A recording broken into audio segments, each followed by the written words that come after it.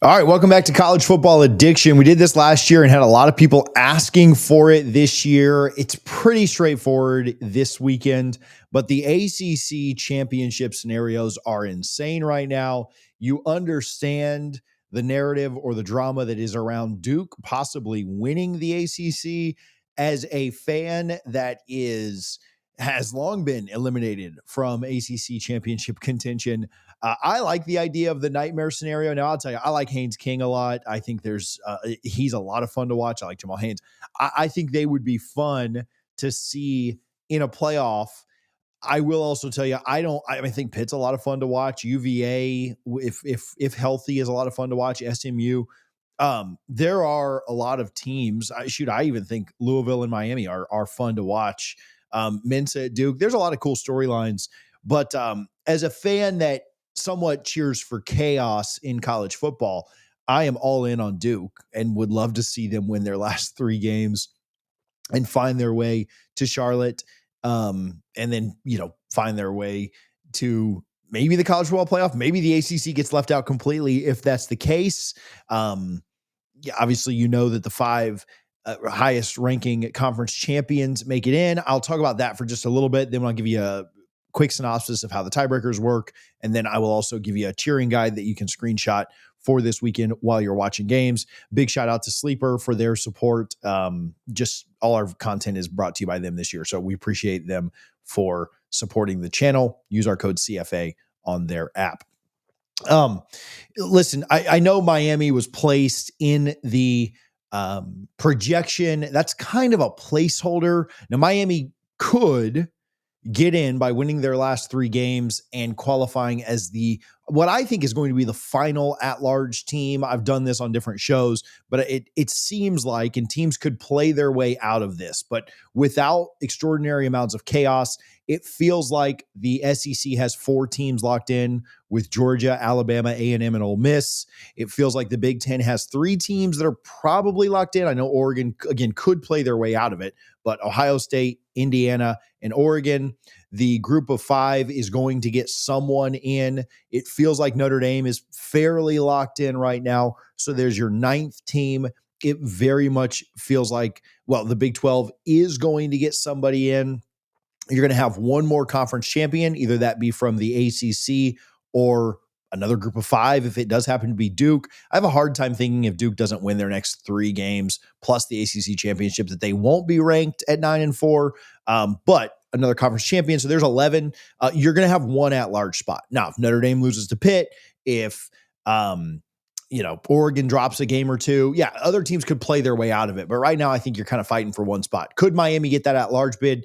Absolutely. They would need some help in front of them for sure. You need Texas to drop at least one more. You need Oklahoma to lose this weekend to Alabama. You may need Vandy to lose the last weekend to Tennessee. It wouldn't hurt to have BYU lose before conference championship weekend. You might need Utah to lose as well. Miami could do it. I'd say their chances are relatively low without all those teams that I just mentioned losing in front of them, because I think there's only going to be one at-large spot. Now, college football, there is chaos. November could go crazy. Could Miami still get in with an at-large? Could there be multiple at-large bids? You would need that if you're Miami. Could they get to the ACC championship? They're not eliminated. They would just need some very specific things to happen. I'll give a cheering guide for Miami so you kind of know what to root for this weekend.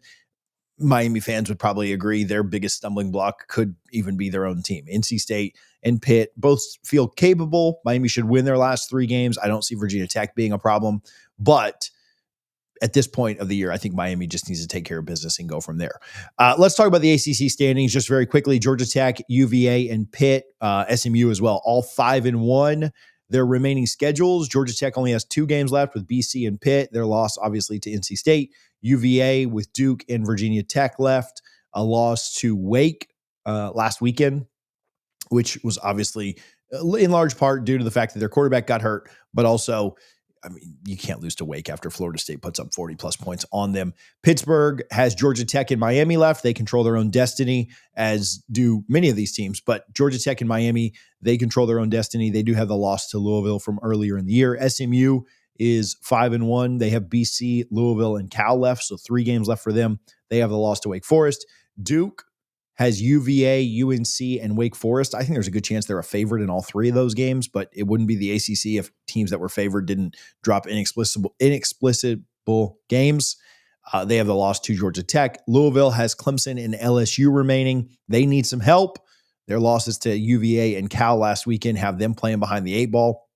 Miami has only played 5 games. They have 3 left in conference. NC State, Virginia Tech, and Pitt. Their losses to Louisville and SMU have them behind the eight ball. They have the lowest chance of the 7 teams remaining to make it to Charlotte, though they are not mathematically eliminated. Another loss will mathematically eliminate them, or if a couple of teams at the top win this weekend, they could be looking at just almost an impossible scenario to get in.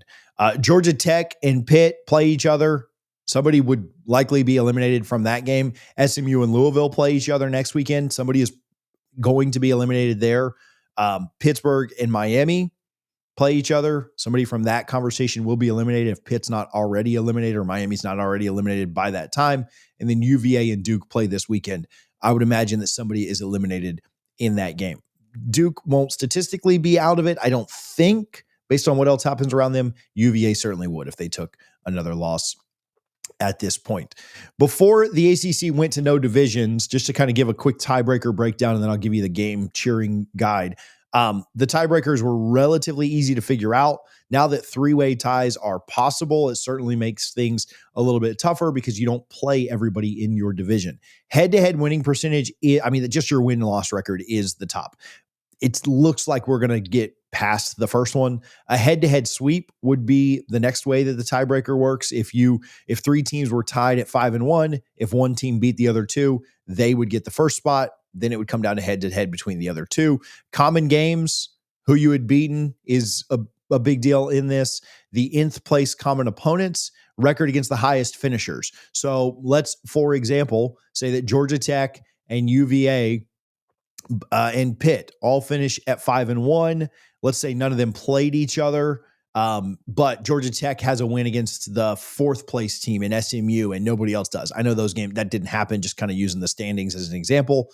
A win against the highest remaining team would be the next tiebreaker, and then your last one is strength of record. So if your conference wins, if your total conference opponents had a, let's say, 60% winning percentage, and then the team in second or third place, theirs had a 30% winning percentage, the team with the 60% winning percentage would go on because in theory they played a tougher schedule. I think after that, it comes down to a coin flip. I don't think we would get that far, but the tiebreakers are insane. They don't really matter yet because there's still enough on the field to go through it. So I'm not going through a whole breakdown like we did last year of here's who you need to cheer for in games that don't matter. Like the Florida State-Virginia Tech game has no impact on the final conference rankings. It might have an impact if we needed to go to the 5th tiebreaker, which again is opponent's record. So for example, Miami plays both of them. For example, I believe that Wake Forest doesn't play Virginia Tech. If I'm wrong on that, don't correct me in the comments. It's not a big deal. But if Wake Forest didn't play Virginia Tech, could you need, they're not even in it. But for example, if you played one team in a matchup, the team that you played, you would want to go on and win as long as it didn't cancel out one of the other tiebreakers. Next week, that might be more relevant because some teams will be playing their final game. At this point, it's way too convoluted to start giving you cheering guides that could undo the other ones. The reason why that mattered last year is because the 3 teams we were talking about, SMU, Louisville, and Miami, were all undefeated. And so all the other tiebreakers didn't matter because they all had the same record against everybody. At this point, it's all about still the games on the field do matter when they involve these 7 teams. Scenarios, again, way too convoluted by now. So let's look at the cheering guide. It's fairly straightforward this year, or at least this week. We'll start with Georgia Tech. Basically, in my estimation, everyone needs Georgia Tech to lose. They're first place, and the only team that you might have a little bit of a question about in this would be Pitt. But man, I wrote Georgia Tech down for Pitt. I think they could even use BC losing here too, and Georgia Tech just kind of falling off. If they beat Georgia Tech next week, they'll have the tiebreaker, and so that's a 2-game advantage. They'll have not only the game in hand, but also the tiebreaker against the Yellow Jackets. So I did write for Pitt that I think Pitt should actually cheer for Georgia Tech this weekend to beat BC in case it does come down to tiebreakers later. That could be a win that is very good for Pitt. And so that's the only team I think could have an argument since they play them head to head before the year is over. Nobody else in the ACC besides BC and Pitt play each other. And so there would be no reason for Louisville or Duke or Miami to want that Georgia Tech win that they could maybe pick up, which they can't because they don't play them. There would be no one else that I think it would benefit for Georgia Tech to win. Pitt being the one exception. Now, if you're a Pitt fan, maybe you look at that and you say, well, I want Georgia Tech to lose this week, and then understand that they're up against a wall and put more pressure on them. And so if you want to go down that route, that's fine. From more of a mathematical situation, I think if you're a Pitt fan, it's okay to want Georgia Tech to do fine this weekend. In the Clemson-Louisville situation, actually, you know what? I'll just stick with Georgia Tech and do their last 2 games, and then we'll go team by team. For the Georgia Tech fans, I think you want Clemson to beat Louisville to go ahead and eliminate them, get them out of there. Louisville is hanging on by a thread anyway, but go ahead and get them out of there. Plus, you obviously have the win against Clemson, which helps you if we do need to get down to the strength of record. And so I think you're good there. Get Louisville out of the picture.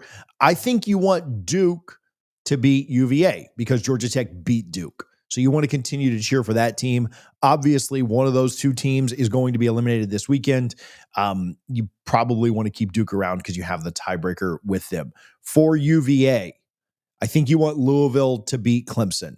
Why is that the case? I think you need that to be a better win for you. So I'm going with Louisville for that one in the UVA scenario. It really shouldn't matter. You've got the head-to-head, but you never know. I think Louisville winning doesn't hurt you. That one probably doesn't matter as much. If you're a UVA fan, I don't know that you need to put all of your eggs into cheering for the Friday night game one way or the other. And then obviously you want yourself to beat Duke. So that one's fairly self-explanatory. On Pittsburgh, our next team, I think you want Notre Dame to beat Pitt just so Pat Narduzzi can be right. It's a little bit of a joke. Don't get mad at me, Pitt fans. I do think you want Clemson to beat Louisville, gets the cards out of there, eliminates them. The UVA Duke game doesn't really matter. I would lean with cheering for Duke, though, if I'm Pittsburgh. UVA has less conference games remaining, and so they have less chances to slip up.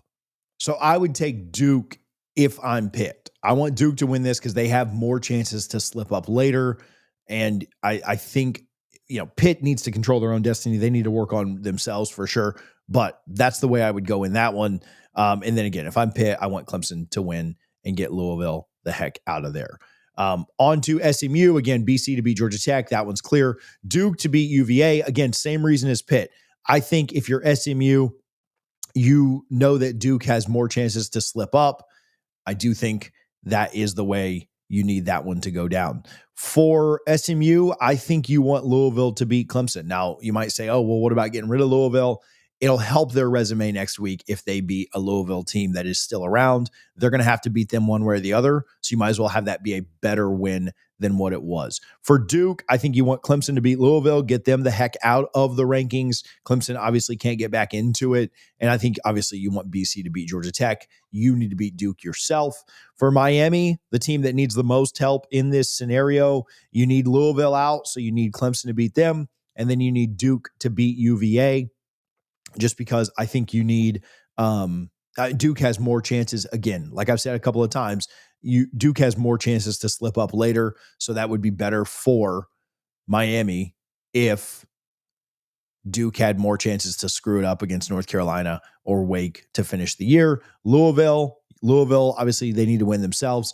Georgia Tech losing to Boston College. We've talked about that for everybody. And then Duke to beat UVA. UVA has that tiebreaker over Louisville by getting that win. So you need Duke to get UVA the heck up out of here. So screenshot this. This is your cheering guide for the weekend. We will come back next week and do this all over again. I don't know how much chaos we'll get in the ACC this weekend. Clemson, Louisville could certainly go either way. Duke, UVA could go either way. I think NC State has a good chance to upset Miami and just kind of knock them out of it. Pitt could certainly go upset Notre Dame. Doesn't impact the ACC at all, but probably makes them look a little more formidable in their last two games of the season, which are going to be very tough against Georgia Tech and Miami. So there is some chaos that could happen, but if Miami, which is in 7th place right now in the ACC, loses to NC State, that doesn't create a lot of chaos for the conference. If Pitt loses by 100, like Narduzzi said to Notre Dame, creates no chaos for the conference. Ultimately, Duke is a slight favorite against UVA, but one of those teams is getting eliminated one way or the other. And then the other one, Boston College upsetting Georgia Tech would be kind of a chaos provider.